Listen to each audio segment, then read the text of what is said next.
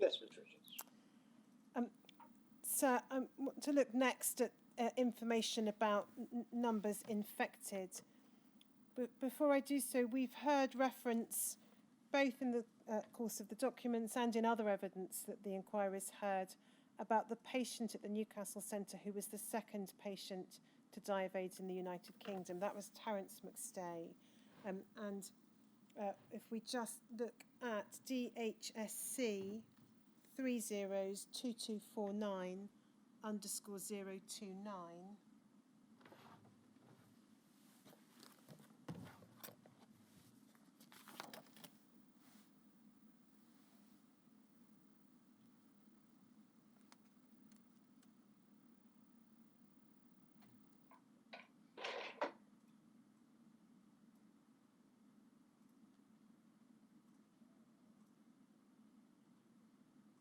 we can see it's the article headed Haemophiliac's death from AIDS after transfusion.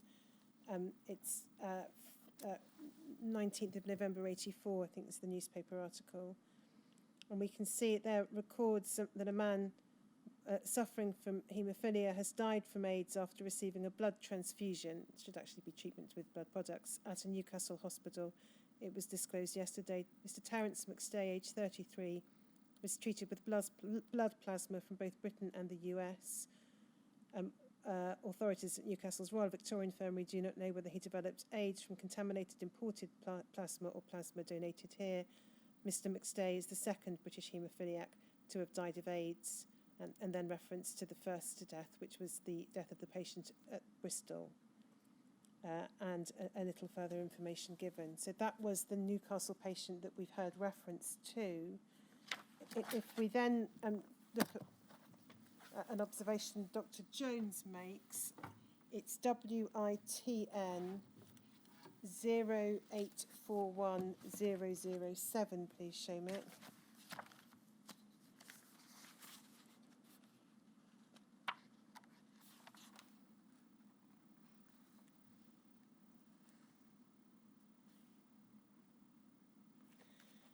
If we go to page 54,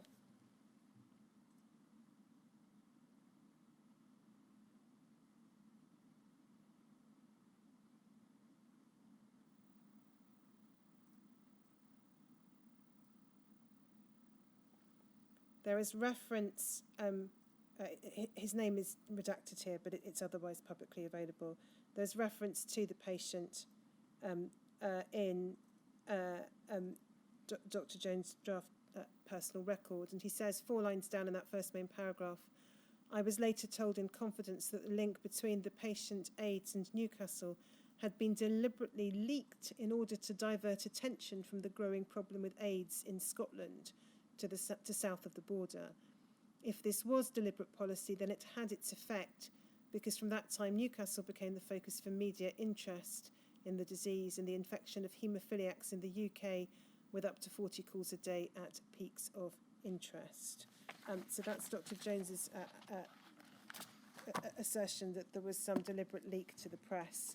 He says he'd found out about the death from the press, a deliberate leak to divert attention away from events in Scotland.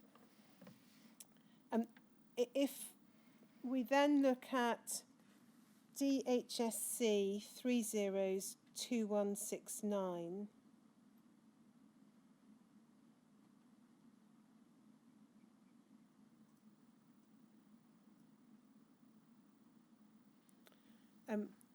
we can see here, sorry, I think that might be the wrong reference. Yes, that is the wrong reference, my apologies. Can we try DHSC 302295_009, my apologies.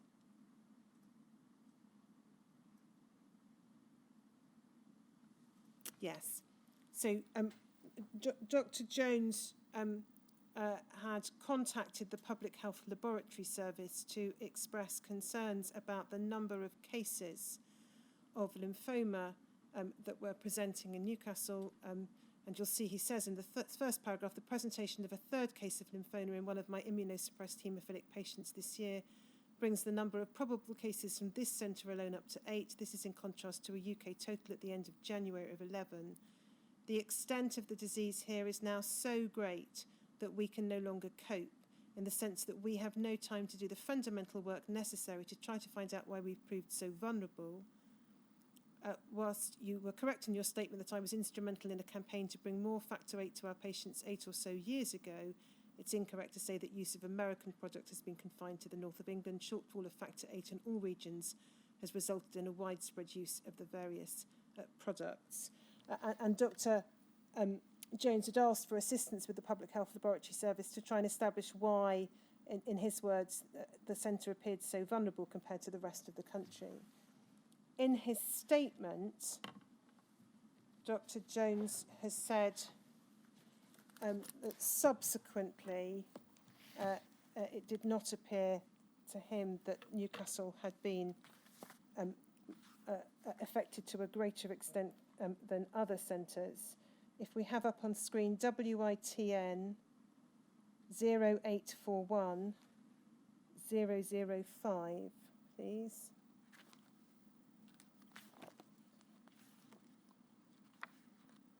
And we go to page 20.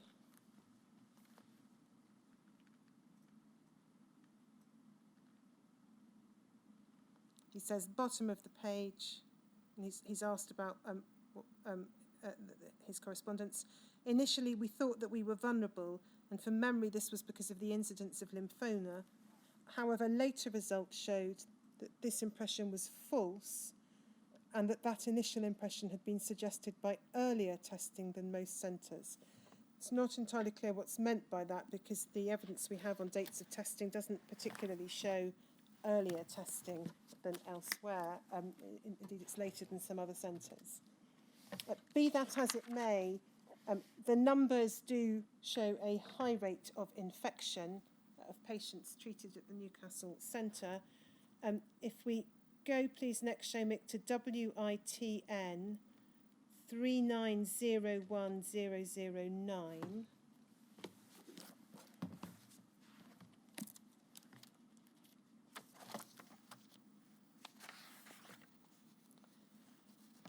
Dr. Jones was asked in his witness statement for information about the numbers infected, and in response he's referred to this article.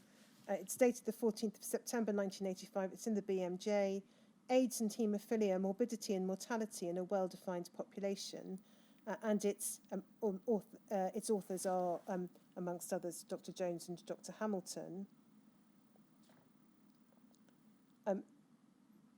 The summary sets out that 143 multi-transfused patients with hereditary hemostatic disorders were examined for evidence of disease related to AIDS. 99 patients with severe haemophilia A were tested for anti-HDLB3. 76 were found to be positive. All except one had received commercial factor VIII concentrates at some time. 18 patients with haemophilia B were tested. All were anti-HDLB3 negative. 3 out of 36 sexual partners of patients with haemophilia A positive for anti-HDLB3 were also seropositive. One who'd recently received blood transfusions had AIDS with PCP. 3 patients with severe haemophilia A died from AIDS. A further 30 haemophiliacs had AIDS-related complex or lymphadenopathy that could be related to HDLB3 infection. And if we go over the page, and please, to page 2, we can see a little more detail. So if we look, first of all, at the heading in the left-hand column, middle of the page, patients and methods, refers first of all to the home therapy programme, and then says this report concerns the health of the 143 patients known to have been transfused with multi-donor clotting factor concentrates. 95 had received factor VIII from both volunteer donor NHS and commercial sources. The remaining patients had received either NHS or commercial factor VIII alone or factor IX from NHS or commercial sources. 3 patients had received commercial concentrates and treatment of unspecified origin at other centres. And then if we go to the bottom of right-hand column under the heading results, the same page, By May 1985, the results on 337 people were known, 269 from the patient group and 68 from staff. Sera from 76 out of 99 patients with severe haemophilia A tested for anti-HDLV3 were positive, 5 by solid phase assay only. One of these patients had a repeat positive radioimmunoassay. Of the 23 severely affected patients negative for HDLV3 antibody, 3 have been tested by immunofluorescence technique only. The latter results are being checked. By this date, it appears 269 patients tested, of whom 143 were multi-transfused, and of 99 with severe haemophilia A, 76 of those 99 were HDLV3 positive. And then if we go, we continue on that paragraph, sorry, Shemek. Of the 7 anti-HDLV3 positive patients who were not severely affected, 2 had, so 7 who were not severe, had factor VIII coagulant levels below 5% and 2 levels of 5 to 10%. And then the assertion is made that all had clinical reasons for the use of concentrate rather than cryoprecipitate therapy. We don't know what those clinical reasons are said to be.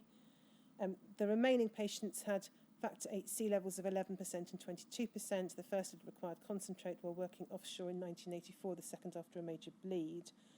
No patient with haemophilia B was, if we go to the next page, and no, that's not it.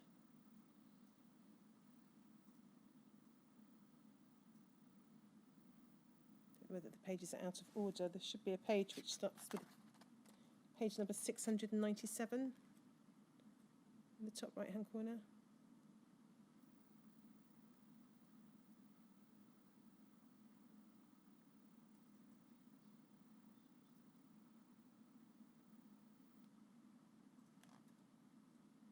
So the page before that.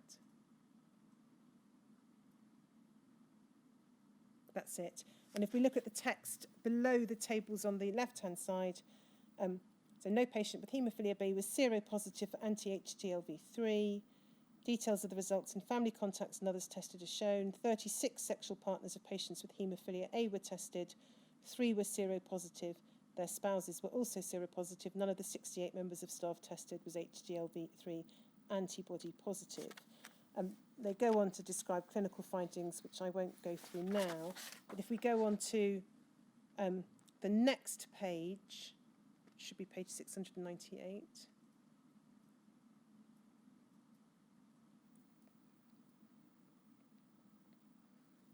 Under the heading discussion, our results show a high incidence of HDLV3-related disease in a multi-transfused population of haemophiliacs exposed since the early 1970s to concentrates prepared from thousands of plasma donations. Nearly all patients with severe haemophilia A had at some time received factor VIII commercial concentrates. Most of them were seropositive to HDLV3. The few patients with haemophilia B within our population were all seronegative and had been exposed only to NHS factor IX concentrate from volunteer donors. And then there's a reference to seroconversion having occurred in haemophilia B patients elsewhere in the United Kingdom. And then if we go to the bottom of that column, please, it says this: other workers have shown that seroconversion for anti-HDLV3 in haemophiliacs occurred as early as 1979 to 1981. And it's not actually very easy to see what the footnote is they're referring to, but I'll come back to what Dr. Jones says about that in any event. He says, although we have no direct evidence of the timing of seroconversion in our patient population, it probably did occur around this time, if not earlier. The widespread use of multi-donor concentrates in Newcastle dates from 1973 to 4, and this may be the reason for both the high prevalence of seropositivity and the high incidence of virus-related disease in our population when compared with other patient groups in the UK. So Dr. Jones and his colleagues' hypothesis in this is, although there's no direct evidence, there's an assertion that seroconversion probably occurred 79 to 81, if not earlier. Basis for that is that it was present in the concentrate from as early as 1973 to 74. Yes. And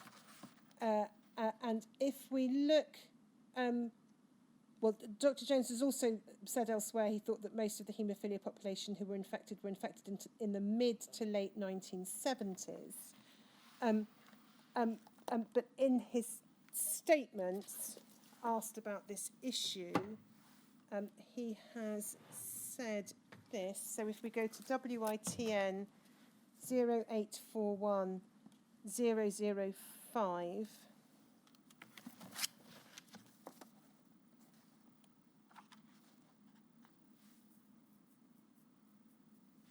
and we go to page 19,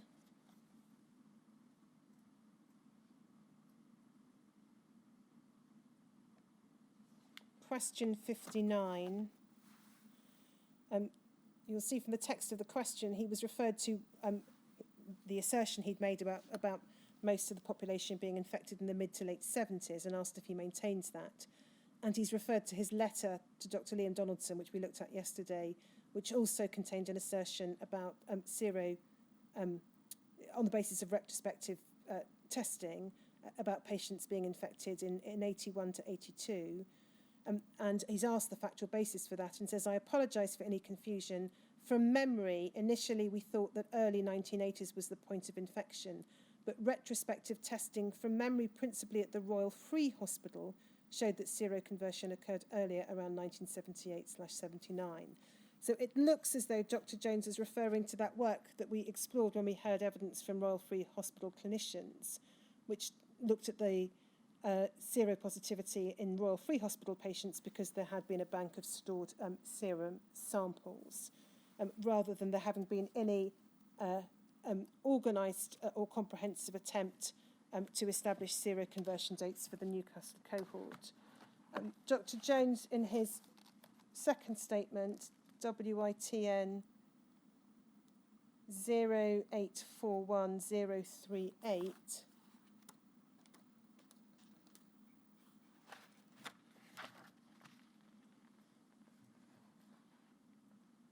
if we go to page 62,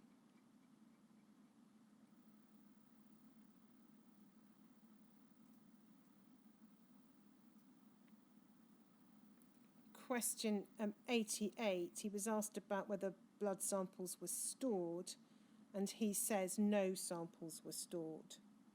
I'll come back to that, but certainly there doesn't appear to be any evidence of the kind of bank that we have seen referred to in relation to the Royal Free Hospital. Then two further documents I want to look at on this topic. The first, Seamus, is HSOC 304704. It's the document sent this afternoon.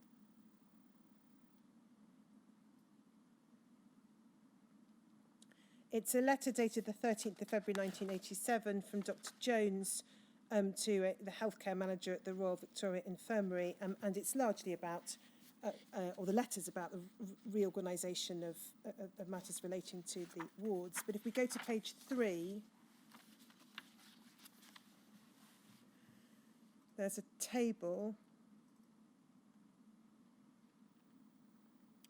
HIV antibody status of patients tested as at the 16th of February 1987. Haemophilia A severe, 80 positive, 32 negative, total tested 112. Mild/moderate, 7 positive, 66 negative, total tested 73. And then we can see the figures in relation to haemophilia B, those tested all negative. Others all negative, and then female sexual partners, 3 tested positive, 55 tested negative. And then the very bottom of the page, please, Seamus. We can see more staff members have been tested. Now 80 members of staff tested all negative. So those are the figures we have in relation to test results.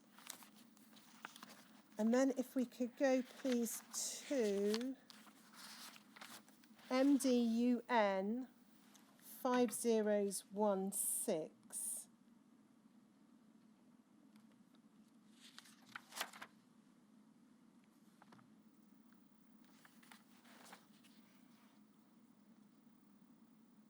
And if we could go, please, to page 45.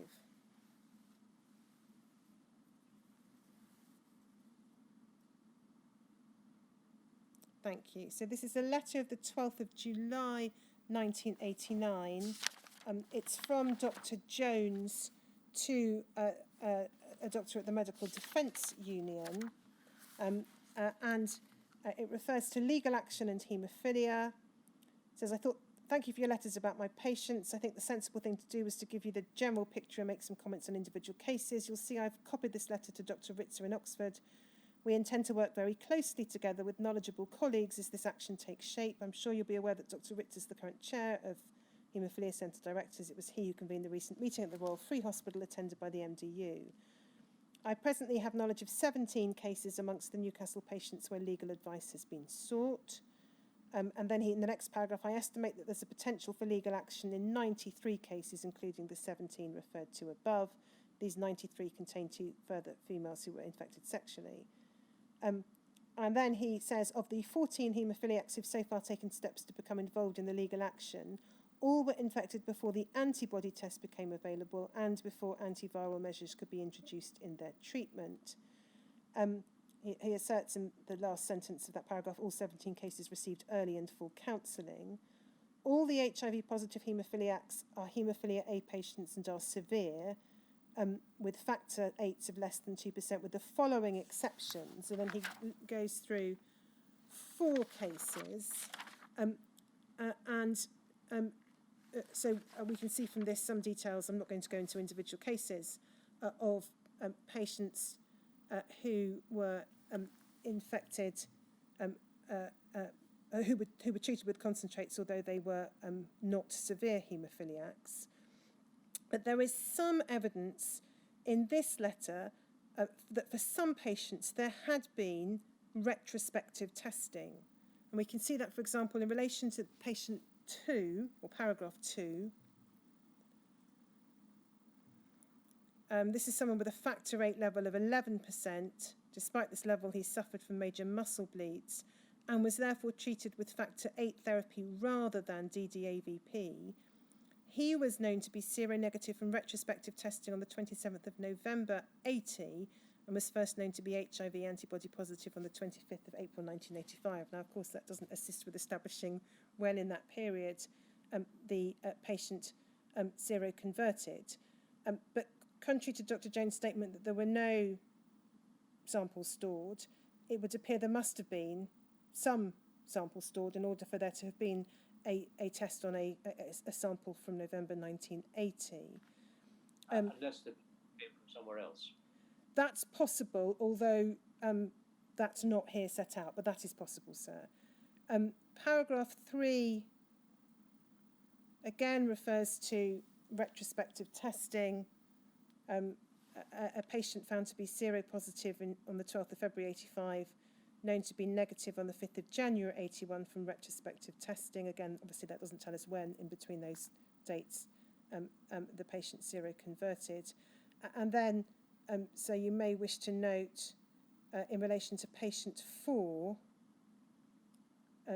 Dr. Jones describes it as the one outstanding case which could have merit if it were argued that despite the fact that we had no proof of viral contamination with a new agent and no means of combating the presumptive contamination before antibody testing and the introduction of antiviral measures, he should have been treated on the general principle that multiple donor concentrates were more likely to transmit disease than single donor cryoprecipitate. It could also be argued that he should not have received treatment with blood products at all, but that DDAVP should have been used. Just pausing there, in relation to DDAVP, you'll recall, sir, I've indicated earlier, we haven't seen evidence which establishes when DDAVP was first used. I've been reminded of an individual case which shows the use of DDAVP in 1981, but that doesn't assist in establishing when DDAVP was first used at the centre. the patient who's then described further towards the bottom of the page is one where described as one of the admitted for dental extractions 11th of November 1980, and was one of the first patients to be treated with DDAVP. That might give us an indication that it's perhaps late 1980 when DDAVP was first used, but that's at least one possible inference from the document. Just more generally, if we look at the next page, and to avoid the need to come back to this, we can see under the heading Other Cases, Dr. Jones's involvement in a number of different legal claims. So he's responding here to potential claims in relation to his own patients, but he refers in that first paragraph there to being an expert. So it says, other cases in which I'm involved as an expert, 7 of them are Scottish cases. He then says he's been asked to comment on one case from Liverpool. He's been asked to help with 46 cases from Ireland. And then he refers to Dr. Ritzard drawing together a small group of potential experts who hope to meet in September of that year. So that is the evidence that we have in relation to the numbers of patients infected. There is then a particular issue that arises in relation to Dr. Jones as to the question of seroconversions linked to heat-treated products. We know that at a conference, I think in early 1986, Dr. Jones raised a specific concern about heat-treated armour products and seroconversions linked to them. If we could then go to, and I'm hoping I gave this reference erroneously last time, I'm hoping it's now the right one, DHSC 302169.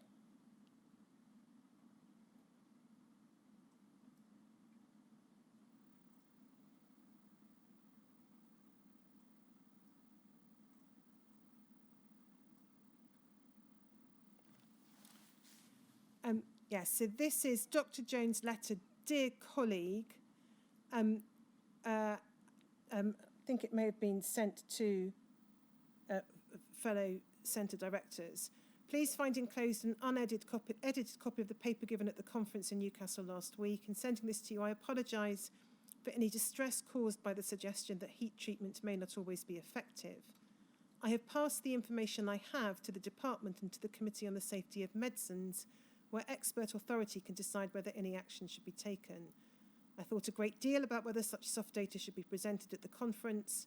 My view was that because of the paucity of seronegative cases on a variety of heat-treated materials and the time lag involved, that we could not afford to wait until sufficient scientific evidence was available. Pausing there, so you may wish to consider the contrast between the approach set out here, thinking we can't afford to wait until matters are proven, and the approach that you may think was taken in 1982 to 1984. He continues, my decision to include the 4 cases in the paper was based on this view, on the strength of the personal reports I'd received from reliable doctors, and on evidence that I was given in California that live virus had been found in concentrates dry heated for short periods.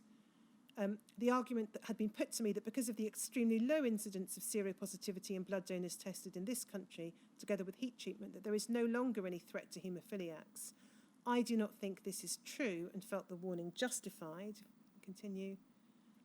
I'm afraid that since I gave the paper yet another case of probable lymphoma and AIDS is presented in one of our young patients, in view of this further development, I've today asked for the help of the Public Health Laboratory Service /CDSC. I've taken this step in order to try and establish why we appear to be so vulnerable compared to the rest of the country, and that's a reference to the correspondence we looked at a few minutes ago. And so that's Dr. Jones's raising of the matter at the conference, and then passing on his views or communicating his views by letter to fellow directors on the 17th of February 1986. He has referred there to contacting the Committee on the Safety of Medicines, and if we look at his letter to them, it's BPLL 3 zeros 1351 underscore 019.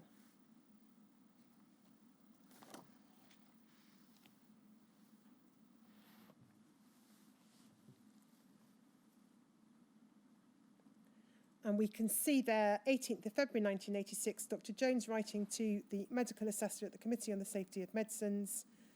I enclose information I have that suggests HTLV3 seroconversion in previously seronegative haemophiliacs being infused with some types of factor VIII concentrate, especially that heat-treated in the dry state for less than 3 days. I do realise that the evidence is only suggestive, but I thought it sufficiently worrying to mention the possibility that we were not out of the woods yet in my paper to the AIDS conference. A copy of this is enclosed, together with a covering letter written to Haemophilia Centre directors. In this centre, in addition to available NHS concentrate, which is at least heated for 72 hours, we changed our patients to the alpha material because of a report to me by Dr. Kerper that it was free of virus after testing by Dr. Levy in San Francisco. It is my personal opinion that unless there is irrefutable evidence to the contrary, the armour material should be withheld until its safety can be endorsed by the CSM. It was not until, I think, the 16th of April 1986 that Dr. Jones received a reply, and that is PJON 40123 underscore 001, please.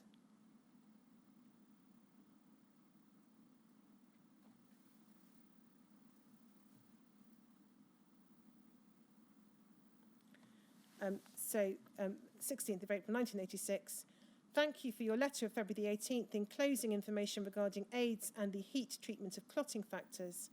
This matter has been reviewed by the Committee on Safety of Medicines. After consideration of all the latest available data, the committee advised that there was insufficient evidence for action to be taken on any specific product. Please be assured that the CSM is keeping this matter under continued review and will consider any new evidence as it becomes available. In the intervening period, Dr. Jones had raised his concerns with Dr. Harris of Revlon, and if we look at ARMO 40489,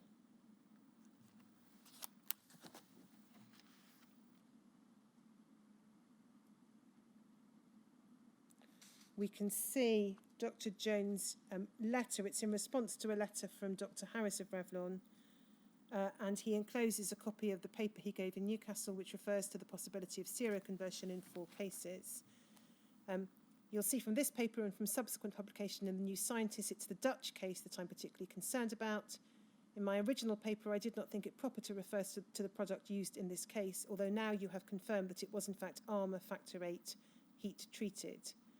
And then he refers to information on American cases being provided to him, sets out his understanding of the process for heat treating the armour material and his concerns about it. And then the last 5 lines of that long paragraph, he says this: from the clinician's point of view, I do not think that we can afford to take a less pragmatic approach of waiting for epidemiological studies to confirm or deny seroconversion in previously untreated patients. I do not think that the armour material should be prescribed to previously untreated seronegative patients, and am particularly averse to its prescription for children. There was a response from Dr. Harris of Revlon on the 13th of March, which sought to assure Dr. Jones that the material was now tested, the heat treatment processes were effective. And then there was a telephone call between the two of them, and Dr. Harris agreed to credit the Newcastle Centre for material that was going to be returned. Dr. Jones wrote again to the Committee on the Safety of Medicines on the 24th of April 1986, PJON 40122 underscore 001.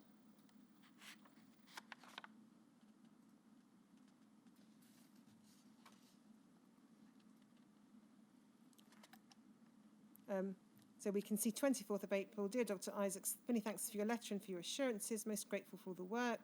I'm sure that many of you must be aware that there's still considerable misgivings among clinicians about the present policy with regard to blood products.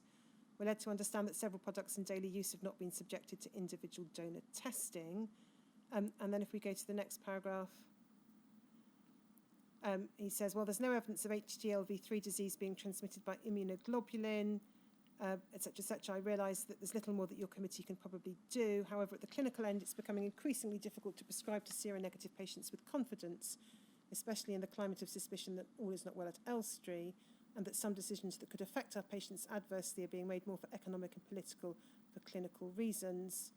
And then he refers to what he says is the queries the ethics of continuing to use batched material which was in the pipeline before individual donor testing was introduced without at least the informed consent of the recipient.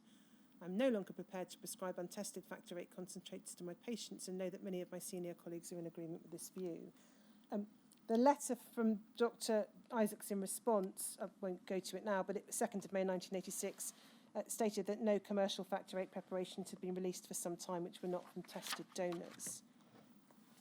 On the 4th of March, Dr. Jones had written to colleagues in the northern region. I think it's perhaps worth looking at that. PJON 40130_001.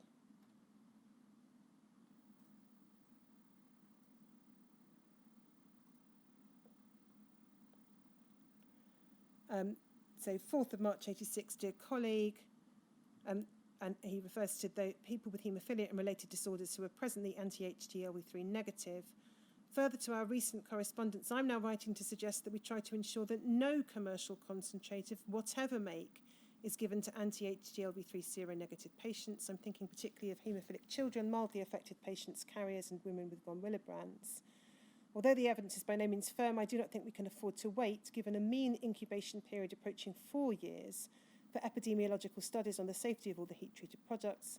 My personal preference would be to use anti-HDLV3 tested cryoprecipitate from the Northern Regional Blood Transfusion Service as first choice for the factor VIII deficient patients, and similarly tested fresh frozen plasma for the factor IX deficient patients, provided the bleeds are minor. Second choice would be the NHS heat-treated 8Y product or the NHS heat-treated 9. And then he says we're trying to keep a small stock of 8Y available here at all times, particularly for the young children. If you have any difficulties, please do not hesitate to let me know. We can just go down to the bottom of the page to see if... Yes, and we see that it's sent, I think, to clinicians in the northern region.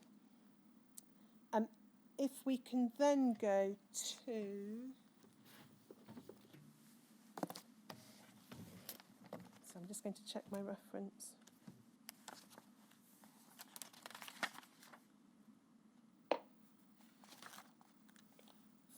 DHSC 301381, please.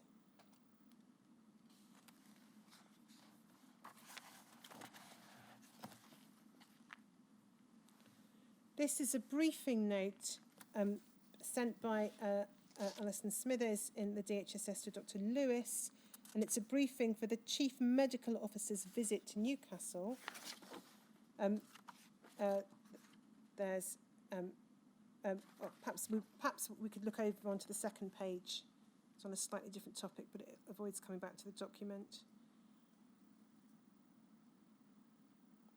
In that long paragraph, about halfway down the page, it says, there's a reference to, whilst Dr. Jones does not return his results on his patients with HIV infection to Oxford, he has on many occasions stated publicly that 79% of his patients have HIV infection. He returns his results on patients with AIDS to CDSC. Through this record, we're aware of 9 patients with AIDS, 5 of whom have died. He's also stated that 83% of his patients with HIV infections are now suffering from some HIV-related effect. Dr. Jones' experience of HIV infection in haemophiliacs and the number of patients affected with AIDS or ARC, AIDS-related complex, is far in excess of that in the country generally, and then figures are there given. I'll come back to the question of results when we look at record keeping, but you'll see there it being stated that Dr. Jones doesn't return his results on HIV-infected patients to Oxford. If we could go to to page 4, we see what is said about the issue of heat-treated products. So if we can see the fourth paragraph down says there's no evidence to suggest that haemophiliacs are now at risk of AIDS. No instances of infection have been associated with a licensed heat-treated commercial factor VIII made from screened donations products imported or from the BPL product. And then it says, under the heading withdrawal of ARMA factor VIII, in February 1986, CSM reviewed 2 cases which Dr. Jones had suggested showed that ARMA factor VIII, which was heat-treated but made from unscreened donations, had transmitted HIV. Both CSM and the expert advisory group on AIDS decided the evidence was insufficient for action to be taken at that time. They agreed to maintain a close scrutiny. By June 1986, the unscreened ARMA factor VIII was clearly implicated in HIV transmission. It was formally withdrawn, but since it had not been allowed to be imported since 1985, residual stocks were small. In October 86, as a safety measure, factor VIII made by ARMA from screened plasma was also written by the company. I'm not quite sure what that means. After, top of the next page, after discussions with the CSM, this was because the heat treatment used by the company was considered less rigorous than other manufacturers. Must be either written off or withdrawn. Yes, I think so. But you'll see there in any event the formal withdrawal of the unscreened ARMA factor VIII product in June of 1986.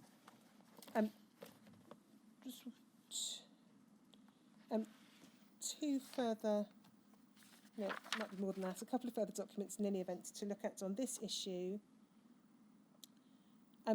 DHSC 302295_044.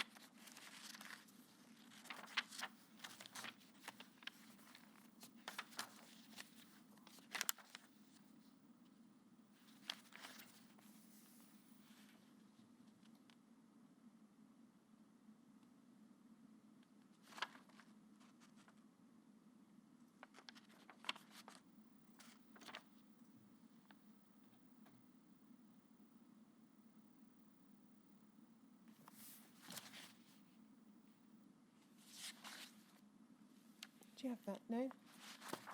Oh. DHSC 302295_044. I'm going to read it out, the relevant bits then, because I'd quite like to finish this topic rather than come back to it on a future date. It is a memo from Dr. Smithers to Dr. Harris dated the 17th of February 1986, and it refers to the issue of Dr. Jones having raised the matter. And we looked, first of all, when starting with this topic, at Dr. Jones's letter in which he apologised for having made it public at the conference. This memo... Sorry, sir? What was the date? 17th of February 1986. 17th of February 86, thank you. It says, Dr. Jones phoned on the 14th of February to apologise for making so public his announcement about heat-treated factor VIII being unsafe. 2, apparently the Haemophilia Society were kept informed and endorsed the content of his paper, which was an attempt to obtain support for compensation of affected haemophiliacs. Dr. Jones admitted that he and the Society, if indeed they were party to this, had not thought through the consequent anxiety of haemophiliacs who had been up till now reassured about the safety of heat-treated concentrate. 3, Dr. Jones emphasised that whilst he accepted CMO's reprimand and agreed the departmental line, he knew there was strong evidence for the transmission of HTLV3 by the ARMA heat-treated factor VIII used for treatment of a case in Holland. He had spoken at length with the doctor in charge of this case. The 3 American cases had been reported to CDC. He did not know if these were associated with ARMA. He believed that the use of ARMA heat-treated factor VIII in the UK should be reviewed. And then there are further matters set out by Dr. Smithers on the issue. The purpose of... Do we have an alternative reference? Marvellous. We may be able to put it on screen. I'll see if this is the same one. There seems to have been a lot of documents on this date. DHSC 3 zeros. 2169. Don't think it is that one, but I might. We'll try it. Already had that. Yes, I think we've already had that.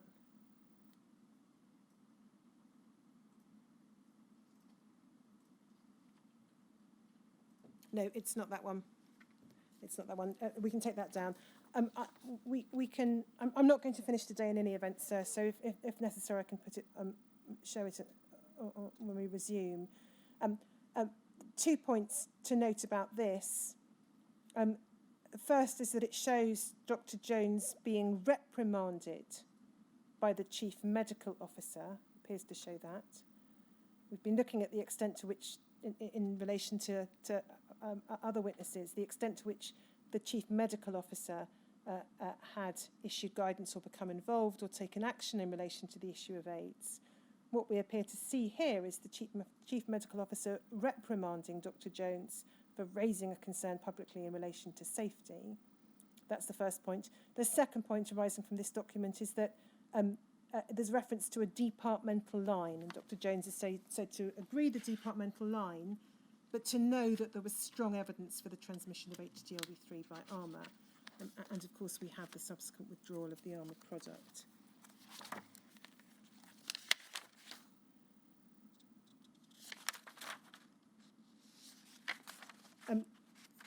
So there is there's a report on this issue. Wasn't proposing to go through it, but I'll refer to it and invite you to read it at your leisure. There's a report by Dr. Jones to the Lindsay Tribunal specifically on this issue. I'll put it up on screen just briefly so that we can see what it is. It's PJON 5029_001.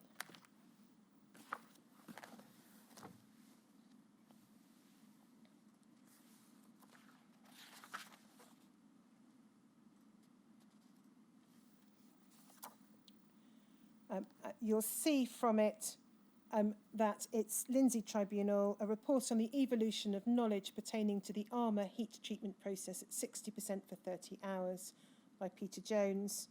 And you'll see that his summary is evidence from disclosed documents suggests that ARMA Pharmaceutical continued to market clotting factor concentrates for the treatment of bleeding in people with haemophilia, despite the knowledge that their product could transmit HIV and AIDS.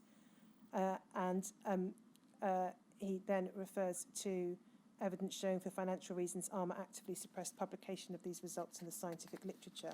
And then he sets out in some detail over a number of pages his concerns in relation to that issue. If we just go to the last but one page, please, Seamus, so it should be page 16, I think.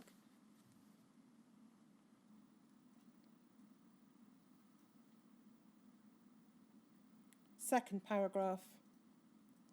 It concludes it was to be a further 8 months before ARMA withdrew heat-treated factor VIII from the UK market. The state of knowledge within the UK regulatory authority and the DHSS prior to this withdrawal is not known.